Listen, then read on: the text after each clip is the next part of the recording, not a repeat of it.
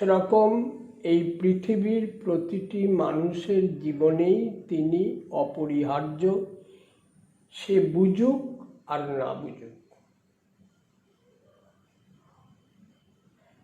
সেই জন্য তাঁর কথা বলতে আমরা ভালোবাসি। আর পরম দয়াল শ্রী শ্রী ঠাকুর বলেছেন যে পরিবেশ ছাড়া তুমি বাঁচতে পারো না। ঠাকুরের ছড়া আছে, ওরে পাগল মূর্খ ওরে, পরিবেশই তোমার পালনকর্তা, পরিবেশই কিন্তু বিভব তোমার, পরিবেশই তোমার প্রত্যক্ষ ধাতা। পরিবেশ ছাড়া আমরা বাঁচতে পারি না। আচার্যদেব শ্রী শ্রী দাদা যেটা প্রায়ই বলে থাকেন যে সবাইকে নিয়ে আমাদের চলতে হবে, আমরা একা থাকতে পারি না। এই যে সবাইকে নিয়ে চলা, যে আমার পছন্দের তাকে যেমন নিয়ে চলতে হবে, যে আমার অপছন্দের তাকে নিয়েও চলতে হবে। শ্রী শ্রী ঠাকুর বলছেন যে প্রার্থনাময় হলে মানুষের চরিত্রই বদলে যায়। তখন সবাইয়ের প্রতি ভালোবাসাটা তার স্বাভাবিক হয়ে ওঠে। গাছপালা, পশু পক্ষী, কীট পতঙ্গ সবাইয়ের প্রতি তার অন্তর্নিহিত প্রেম ঝুঁকে আসে। এবং আমরা যেমন তাদের প্রতি যে মানসিকতা নিয়ে তাদের সাথে আচরণ করি, তারাও কিন্তু সেইটা রেসপন্ড করে, তারা বুঝতে পারে। আমাদের ভেতরের প্রীতি অপ্রীতির ভাব তারা টের পায় এবং সেইভাবে সারা সম্পাদন করে। ঠাকুর বলছেন এরকম হলে মানুষ বহু নন এবং আননোন সোর্স থেকে সে হেল্প ও কোঅপারেশন পায়। এই পাওয়াটা তার কাছে তখন স্বাভাবিক হয়ে ওঠে। ঠাকুর বললেন পরমপিতায় তন্ময় হয়ে চলার যে সুখ, সে সুখের আর তুলনা হয় না। সে কোনো কিছুর জন্যে তাকে ডাকে না, তাকেই কয়, তার কথাই বলে। প্রসঙ্গক্রমে ঠাকুর বললেন আমার মা আমাকে মারতেন, বকতেন, তবু মাকে না হলে আমার চলতো না, এক মুহূর্ত তাকে ছেড়ে থাকতে পারতাম না। এখনো মাঝে মাঝে মনকে ভারাই যে মা হয়তো কাছে পিঠে কোথাও আছেন, এখনই চলে আসবেন। এই যে টান, যে টানটা অচ্ছেদ্য, ঠাকুর বলছেন তিনি আমাদের কাছে অচ্ছেদ্য, তাকে ছাড়া থাকা যায় না। এইটি হচ্ছে ভালোবাসার একটা অভিব্যক্তি, যে তাকে ছাড়া আমি থাকতে পারি না। তার স্থান হচ্ছে আমাদের হৃদয়ে।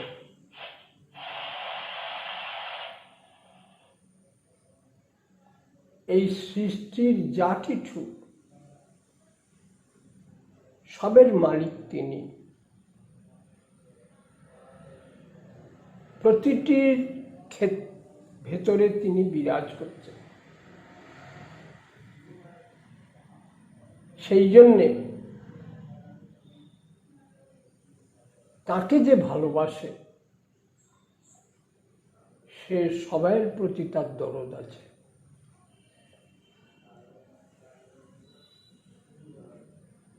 শ্রী শ্রী ঠাকুরের চরণে বহু মানুষ দীক্ষিত হয়ে যেমন আশ্রয় লাভ করেছে, বহু মানুষ সাধারণ অসাধারণ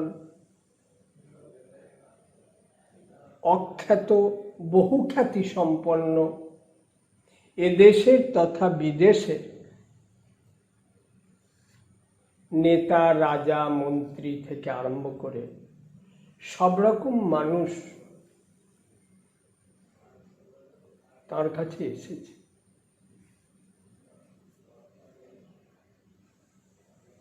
প্রত্যেকের কাছে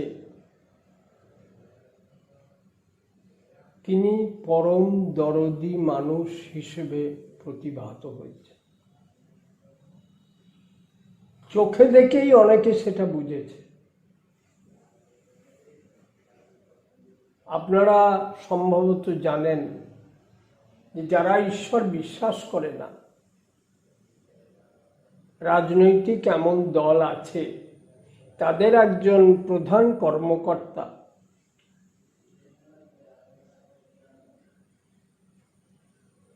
শ্রী শ্রী ঠাকুরের কাছে এসেছিলেন আমাদের গুরু ভাইয়ের পরিচিতিতে এবং তার অনুরোধে। ঠাকুরের কাছে বহুক্ষণ বসেছিলেন।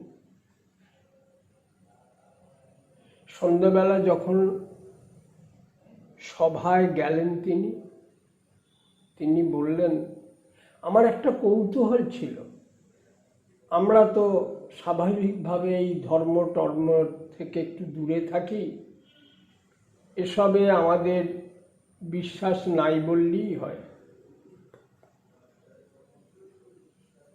তবুও আমার বন্ধুস্থানীয় কিছু মানুষের অনুরোধে আর আমার এই কৌতূহল মেটানোর জন্যে যে মানুষ এখানে কেন আসে, কি পায় এখানে এসে,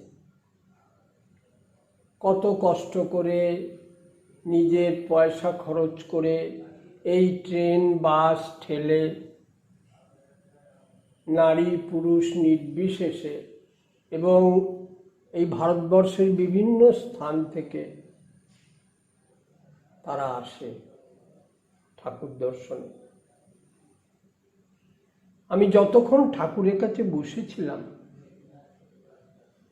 আমার বারবার একটা কথাই মনে হয়েছে যে তার সর্বাঙ্গ দিয়ে যেন মাতৃস্নেহ ঝরে পড়ছে। এটা আমার বুঝতে অসুবিধা হয়। তখন বুঝলাম মানুষ এখানে এসে ভালোবাসা পায়। এই পৃথিবীতে সব মানুষই এটা পেতে চায়, বনের পশু পক্ষীও এটা পেতে চায়। ঠাকুর এক জায়গায় বলছেন যে ভালোবাসাটা যদি মানুষের জীবন থেকে সরে যায়, মানুষগুলো সব বাউরা হয়ে যাবে। আমাদের জন্ম হয়েছে এই ভালোবাসা থেকে। ভালোবাসার ক্ষমতাটা তিনি আমাদের দিয়েছেন। আলাদা করে এটা আয়ত্ত করতে হয় না। তবে একটা কথা আছে, কাকে আমি ভালোবাসবো সেটা আমাকে নির্বাচন করতে হবে। Choosing of loving center is the fundamental factor of life.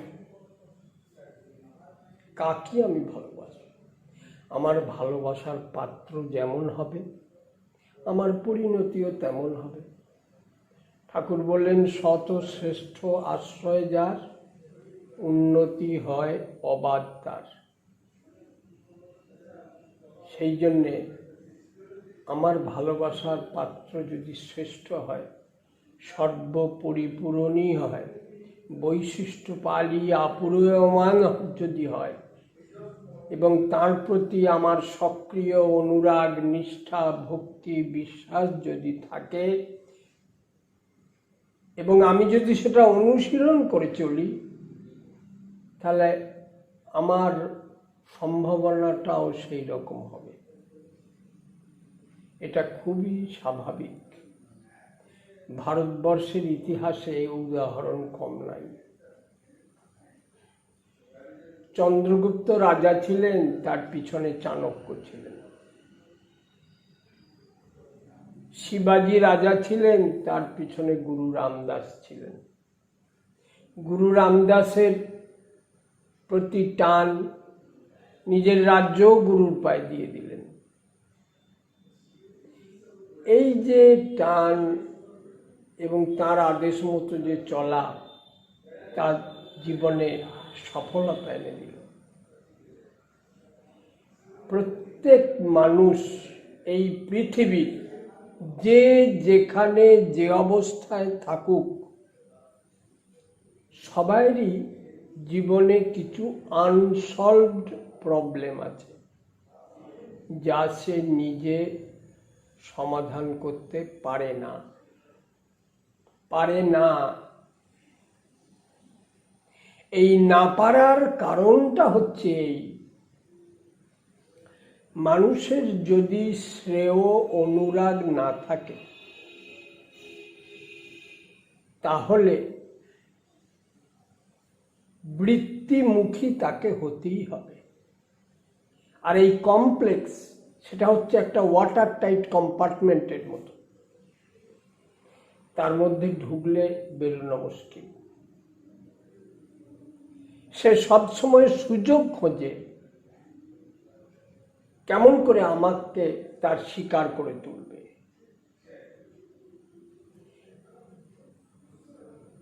Shri Thakur বলছেন যে জ্ঞাতে অজ্ঞাতে তুমি তার শিকার হয়ে পড়বে, তুমি চাও বা না চাও।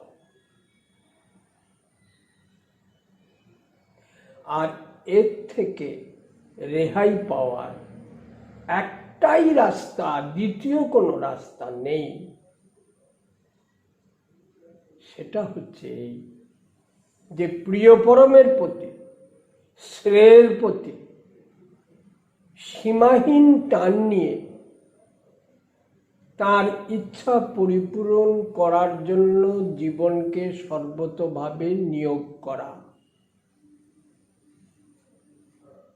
এই অনির্বাণ তৃষ্ণাগ্নি নির্বাপনের আর দ্বিতীয় কোনো পন্থা নাই। মানুষ বিজ্ঞানের উন্নতিতে জ্ঞানের পরিধি তার এতখানি বিস্তার লাভ করেছে, সেখানে বসে চাঁদে যন্ত্র পাঠিয়ে এখান থেকে কন্ট্রোল করে। কিন্তু মানুষ এতই অসহায় এক এক সময় হয়ে পড়ে, নিজেকে কন্ট্রোল করতে পারে না। এই অসহায়তা প্রতিটি মানুষের ভেতর আছে। এই যে নিজের কাছে নিজের এই পরাজয়, মানুষ এক জায়গায় ফাঁকি দিতে পারে না। সেটা হচ্ছে আমি আমার কাছে ফাঁকি দিতে পারি না। আমি সবাইয়ের চোখে ধুলো দিতে পারি, কিন্তু যখন আমার নিজের সঙ্গে আমি বোঝাপড়ায় বসি, তখন আমি ফাঁকি দিতে পারি না। সেখানে আমাকে নিজেকে উন্মুক্ত হতে হয়। সেই জন্য উন্মুক্ত নিজেকে করার মতো বা সেরকম একটা আমাদের জায়গা লাগে। ঠাকুর বললেন, উন্মুক্ত হও সেখানেই যিনি তোমার পরিধেয় হবেন দীপন সৌন্দর্যে। এক জায়গায় উন্মুক্ত আমাকে হতে হবে, সর্বস্ব দিতে হবে। একটা নারী তার সর্বস্ব দিয়ে তার স্বামীকে পায়। সে স্বামী সৎ, চরিত্রবান, পরিশ্রমী, উপার্জনক্ষম হতে পারে, অথবা চোর, ডাকাত, লম্পট, বদমাইশও হতে পারে।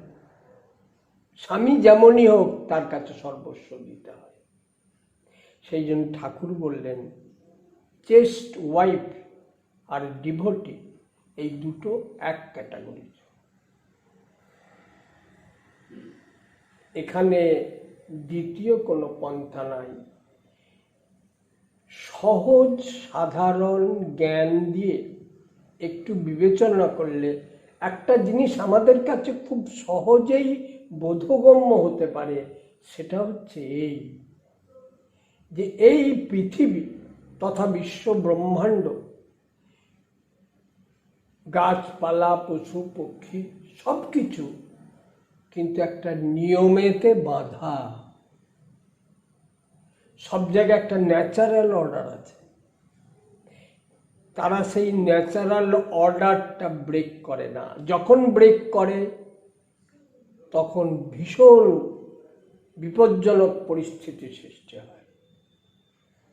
মানুষের বেলায় তিনি বলেছেন যে ঈশ্বর মানুষকে স্বাধীনতা দিয়েছেন। এই স্বাধীনতার ওপর তিনি কখনো হস্তক্ষেপ করেন না। এখন এই স্বাধীনতা দিয়ে আমি আমার ভালোও করতে পারি, আমি মন্দও করতে পারি। এই হাত দিয়ে ভালো কাজ করে হাজার হাজার মানুষের শ্রদ্ধার পাত্র হতে পারি, আবার জেলে যেয়ে জীবন কাটাতেও পারি। সেই জন্য স্বাধীনতাটা কোন কাজে ব্যবহার করব সেটা আমাকে ঠিক করতে হবে। মানুষ যখন ইষ্টে বলে তোমার মতে থাকবো না আর তোমার মতে চলবো না, বিধিও বলে মুচকি হেসে চলতি আমি তোমার সাথে রইব না। সেই জন্যে বিধি হচ্ছে ভগবানের আইন, এবং সে কখনো এক্সকিউজ করে না। ঈশ্বর ক্ষমা করতে পারেন, সে করে না। সেই জন্য বুদ্ধিমান বিবেচক যে মানুষ সেগুলো ভাবে, সে জীবনটাকে নিয়ে ছিনিমিনি খেলে না। ব্যক্তিগত জীবন, দাম্পত্য জীবন, পারিবারিক জীবন, সমাজ জীবন, শিক্ষা, স্বাস্থ্য, সন্তানচর্যা, রাজনীতি, পারস্পরিকতা, সহানুভূতি, ত্যাগ, বিশ্বাস, সব কিছু ঠাকুর মানুষের জীবনে অপরিহার্যতা তথা যথাযথ প্রয়োগ সম্বন্ধে কোনো কথা বলতে বাকি রাখেননি। ঠাকুর বললেন, শিকনি ঝেড়ে ধোয় না হাত, বক্ষ ব্যাধির হয় উৎপাত। ছোট্ট কথা, সদাচারের অত নয়, পদে পদে তার ভয়। জীবন রক্ষার্থে সদাচার মেনে চলতে হয়। আজকে আমরা স্যানিটাইজার ব্যবহার করছি, মুহুর্মুহু হাতে ঘষছি। তাহলে এই পরিষ্কার পরিচ্ছন্নতাটা আমাদের জীবনে যেমন দরকার বাহ্যিক, সেগুলো অন্তর্জগতে সেখানেও এই পরিষ্কার পরিচ্ছন্ন হওয়া দরকার। আমার দৃষ্টি, আমার বোধ আমাকে তেমন পরিচ্ছন্ন রাখতে হবে। আজকে দুঃখের সঙ্গে অনেক কথা বলতে হয়, যার ভুক্তভোগী আমরা সবাই। পিতা, সে পিতা হয়নি, পিতা সেজেছে। মাও মা হয়নি। শিক্ষক শিক্ষক হয়নি, শিক্ষক সেজেছে। ঠাকুরের একটা বাণী আছে মেসেজে, the fatherness of a man is inherited from God the creator, but it is capsulated in a man due to satanic influence. পিতৃত্বর ক্ষমতা ঈশ্বরই আমাদেরকে দিয়েছেন, কিন্তু সেই পিতা হতে হবে তো। একটা নার্সের কাজ করতে গেলে 3 বছর ট্রেনিং নিতে হয়, তবে তাকে সেই কাজে নিযুক্ত করে। আমার জীবনে কোনো সংযম নাই, কোনো আত্মনিয়ন্ত্রণ নাই, কোনটে আমার করা উচিত, কোনটে করা উচিত নয়, কোনটে আমার লাইকিংয়ের মধ্যে থাকা উচিত, কোনটে ডিসলাইক করা উচিত, এই বিচার বুদ্ধি যদি আমার না থাকে, তাহলে সংসার জীবন সুখের হয় না। সন্তান সন্ততি, ঠাকুর বললেন সব বাবা মাই তো চায় তার সন্তান সন্ততি পিতামাতাকে মেনে চলুক, কিন্তু মানছে না। ঠাকুর একটা ছোট্ট ছড়া আছে যে স্বামীর প্রতি টান যেমনই সন্তানও জীবন পায় তেমন। ঠাকুর বললেন স্বামীর প্রতি স্ত্রীর যদি এতটুকু অশ্রদ্ধা থাকে, সে অশ্রদ্ধায় জাত সন্তান বাপ মা কেন দুনিয়া কাউকে মানবে না। ঠাকুর বললেন সমাজকে ঠিক করতে গেলে শিক্ষা, দীক্ষা আর বিবাহ, এই 3টে জিনিস ঠিক করতে হবে। আচার্যদেব শিশি দাদা এই 88 বছর বয়সে তার অসুস্থ শরীরে এখনো আমাদের ইষ্টপথে চলার, ঠাকুরকে জীবনে মুখ্য করে তোলার প্রেরণা দিয়ে চলেছে। তার একটাই উদ্দেশ্য, আমরা সবাই যাতে ঠাকুরের হয়ে উঠি এবং আমাদের পারিপার্শ্বিক একটা মানুষকেও যেন আমরা বঞ্চিত করে না রাখি। সবাই যাতে ঠাকুরেরকে গ্রহণ করে তার আদর্শে জীবন বিনায়িত করে নিয়ে চলে, তাহলে তারা বুঝবে যে জীবন যেমন বিষাদময় হয়, জীবন সেই রকম সুখময়ও হতে পারে। কিন্তু জীবনীয় নীতিবিধিকে আমাকে মেনে চলতে হবে। শ্রী শ্রী ঠাকুর আমাদের তাই বলেছেন যে তুমি প্রিয়পরমকে কেন্দ্র করে তাকে ভালোবেসে তার ইচ্ছা অনুযায়ী তুমি তোমার জীবনকে বিনায়িত করো, তাকে তোমার নিজের জীবনে প্রতিষ্ঠা করো। তোমার চলা বলা, ওঠা বসা, খাওয়া দাওয়া, অভ্যাস ব্যবহার সব কিছুর মধ্যে যেন তার প্রেমের প্রতিফলন দেখা যায়।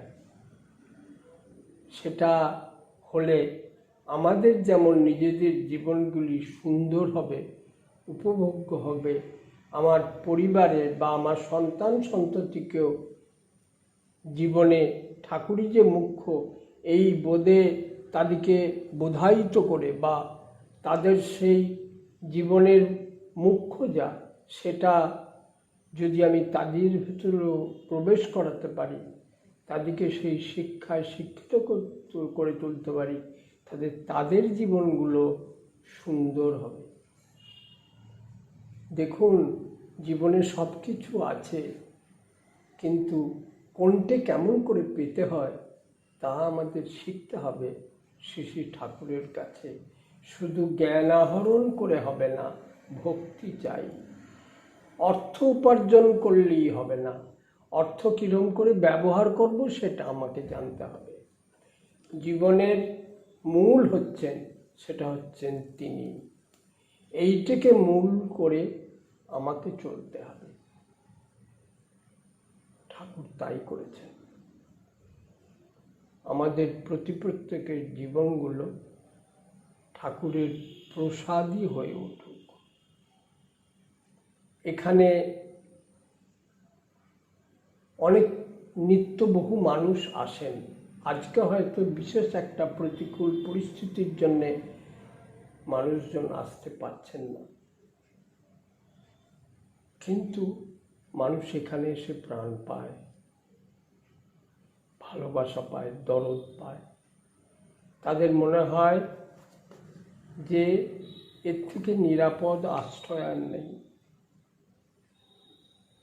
শ্রী বরদা ঠাকুরের সেই আদর্শকে প্রতিষ্ঠা করে গেছেন, আমাদেরকে শিখিয়ে গেছেন কেমন করে তার সেবা করতে হয়, কেমন করে তাকে ভালোবাসতে হয়, কেমনভাবে চললে তিনি খুশি হন, এটা তিনি শিখিয়েছেন।